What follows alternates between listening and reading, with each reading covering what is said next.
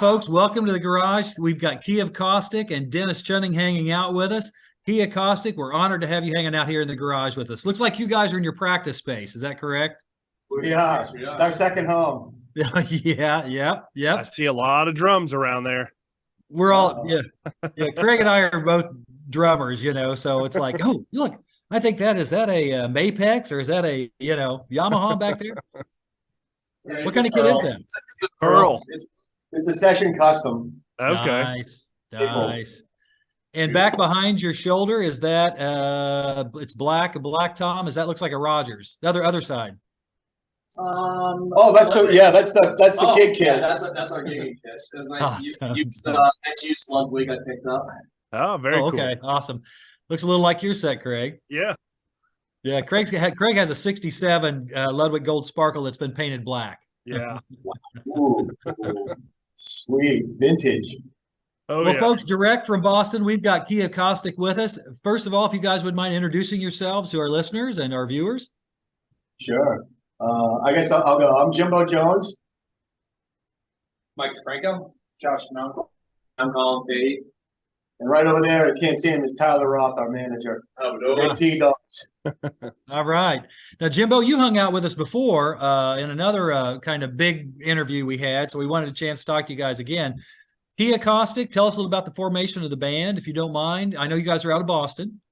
Yeah, so, we've had a couple iterations over the last year or so, but I think we're in a place now where, we're really cruising in a really, fun direction. The music and the songs are coming out great, but, right now it's myself. I sing and play guitar.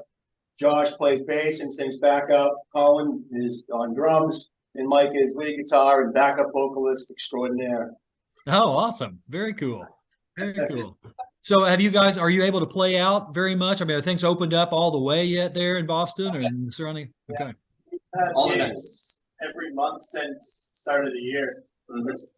Only two, but we've got them booked out through. We're booked till like September. almost the end of the year. Yeah, October, Keep it November, busy. December. We're working on right now. Over the Very past cool. year, everything's been opened up, and we've had at least one or two shows a month since 2022.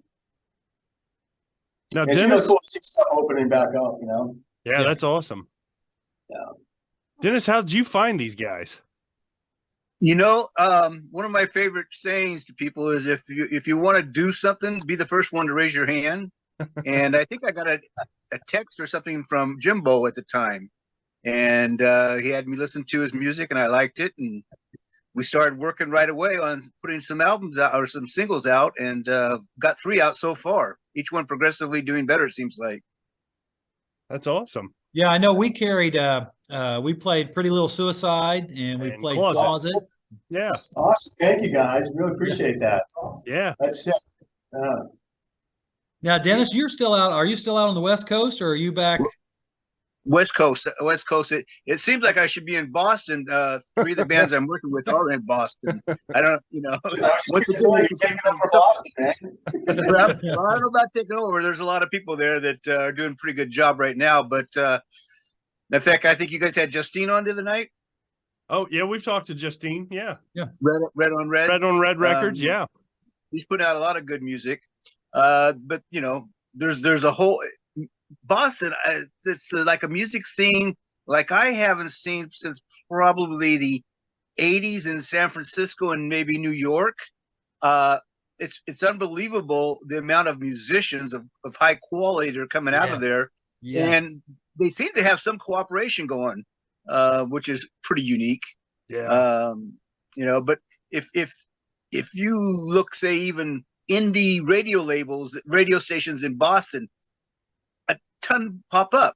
Yeah. And you won't find that in too many places. Not So anymore. that's Right. really good for guys like Kia of Caustic, Little Billy Lost, Smitty and the Festones. They all have this like source to go to for almost immediately, and it's just really great. And it's I think it's fantastic. I agree. Yeah, stuff like that. That's kind of reminiscent of the San Francisco scene. I know, Dennis, you're too young, and I'm too young. I had older brothers who were really, but the way the bands share and get together and promote stuff. And now, Jimbo, you guys, to jump into it real fast, how do you create your music? Is there one person that comes in? Do you all just get in a room and jam like Get Back, the Beatles did, and Get Back, or how do you do it? A little combination of all of the above, but primarily we've got sort of a repeatable, scalable process right now, right? And so, I'll come up with an idea for something. If it sits in my head for a day or two, and I keep running for my guitar every chance I get, I got to jam that riff, and then I'll start humming out a melody or something, and it starts to form organically. And then I'll sort of semi-arrange it like a lump of clay, and then I bring it to these guys. I'll do a little demo in my studio, and then I bring it to these guys, and then we start to vet it out. Really, everybody puts their touch on it, and it turns into a song. It's not a song until these guys touch it, really. Gotcha. If you heard like the before, like the my own studio stuff versus what we release, it's a world of difference. So, so it's a good process. I swear, it's every 30 seconds he sends us a text with a rip. Goes, guys, I wrote the song. Check it out. Come up with something now. That's a good problem to have, though. Yeah. Yeah. But I need you to work out this lead part. We've got 10 minutes. Come on. Come on. Pretty much. Yeah. Where are you guys recording? Are you recording in a studio that we'd be familiar with, or just kind of doing it on your own? Yeah. So we sort of have a cool thing going right now. So we sort of got connected through Dennis and whatnot, a combo effort with a guy named Paul Coldery, who's a pretty well-known record producer, Pixies and Goo Goo Dolls and Radiohead. He's worked with the Boss Tones. He's just worked with so many. He's sort of digging our vibe, and he's sort of getting behind us a little bit. And he's already, being under his tutelage a little bit has really helped us, I think, as a band get to that next level. So this go around, we're going to our studio. It's called the Record Co. It's here in Boston. Joe Paquin is going to engineer it, and we're going to lay down 4 songs rather this Saturday, and then send them to Dennis and Paul. And Paul will work his magic on it, and who knows what's going to happen after that. But that's what's going to happen this time. So Paul will put his stamp on it. Well, I hope Dennis, what happens after Dennis sends a copy to us, please, Dennis, so we can play it. One of the first. I think, having Paul on board is going to be a huge leap for the band. They've self-produced the 3 singles we did. I've consulted with them on what we need to have, to get the final product, but it starts out with them having 99.9% of it all done themselves.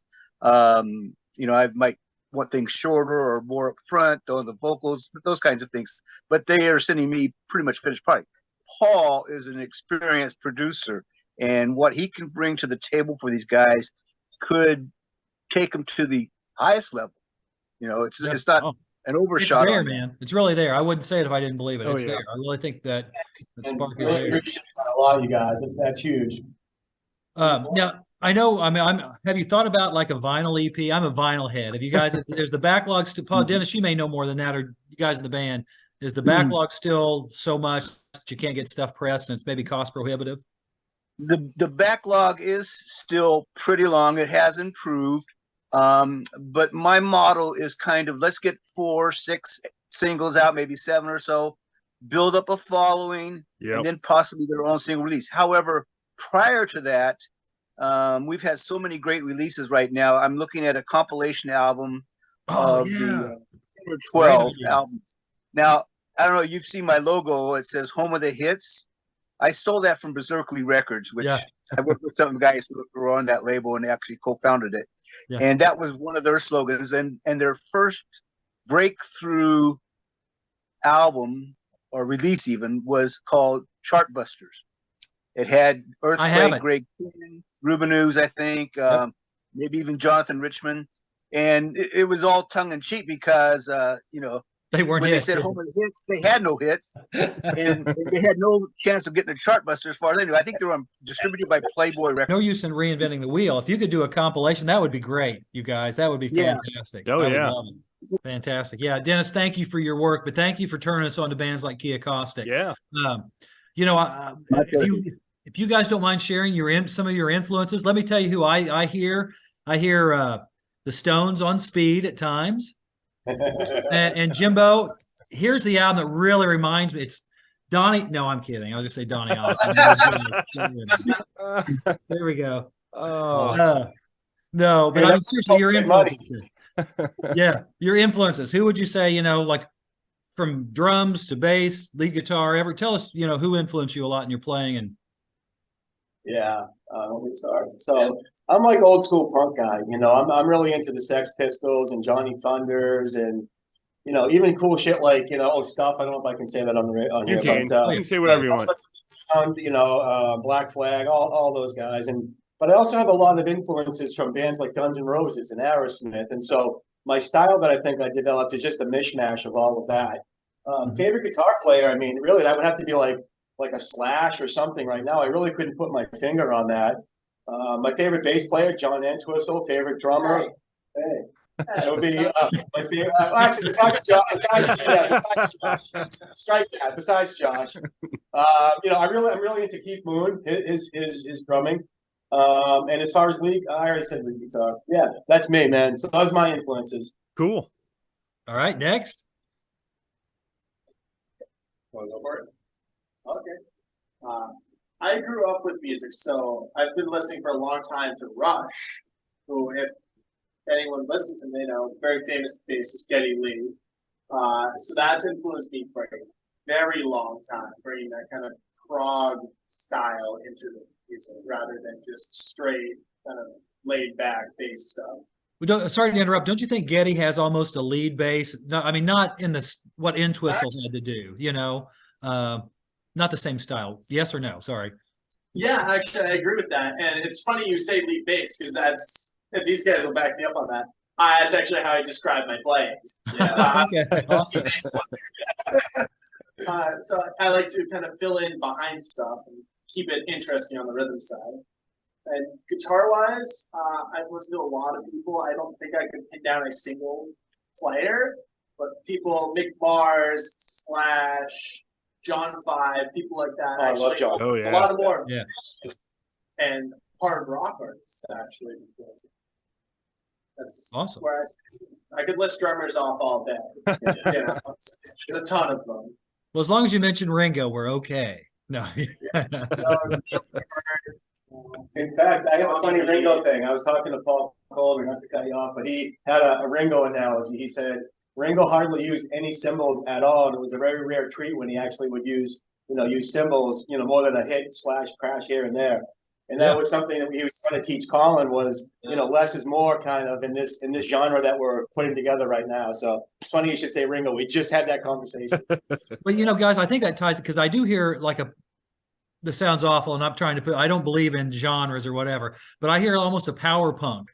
There's power pop and that kind of stuff, but I hear a power punk in there, and I don't know if it's coming from the bass, or whatever. But yeah, awesome. Yeah, cool. Yeah. I often hear kind of a Green Day. Yeah. Yeah. Oh yeah. I was just that was going to be one of my influences. There you go. So for obviously for drums, like I'm like Josh, but I grew up listening to a lot of alt rock and classic rock. So was it Red Hot Chili Peppers, Smith. a lot, Foo Fighters, Definitely, man. Foo Fighters for sure. Oh, for sure. Nirvana, just Nirvana, Foo Fighters just together is where I get a lot of my influence with adding a lot of power. Yeah. To the songs and was it Neil Peart, Ringo. I will say Ringo. And then Here's my votes. also I just can't remember their names, but Rage Against the Machine's drummer Soundgarden's drummer were huge. The whole Seattle scene. And also Velvet Revolver. Yeah. That's sort of.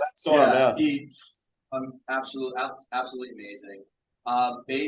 Bass wise, I would have to say the Flea. The Flea. He's the legend. The legend. He's the one and only. No, that's a tough one.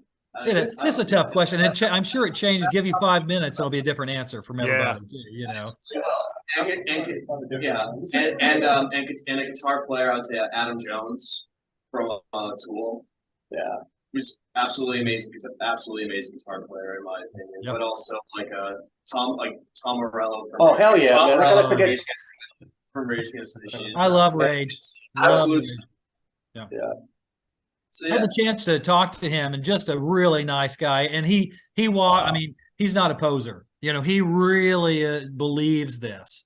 I mean, just not believes it, but believes in the cause and the power of rock and roll, and so nice guy. Right. I thought of a bass player actually. Another one, John Deacon from Queen. Oh yes. Queen's bass player was like Underrated. He never did anything fancy, but he did his job. He did his job, and it's always sounded amazing. Now I've noticed you two guys were as far as the bass and the drums go, you guys do lock in a Pert Lee type of fashion at times. Not all the time, but I do hear that a little bit. You know, and it's not over the top. It's not at all, but I do hear that a little bit. So yeah. Cool. Thank you. Mike? All right. So yeah, I mean, I started out as a band geek, but listen to everything. Nothing's off the table. So like, grew up with my dad and my uncles listening to Zeppelin, Steppenwolf, Deep Purple, all that good stuff, and then also got exposure to funk, and honestly, the punk life kind of chose me, so to speak. It does, get you, man. Get you. Gotta say, definitely, having a blast with it. Bad Brains, Foo Fighters, Rage Against the Machine, and we were talking about Green Day and all that stuff.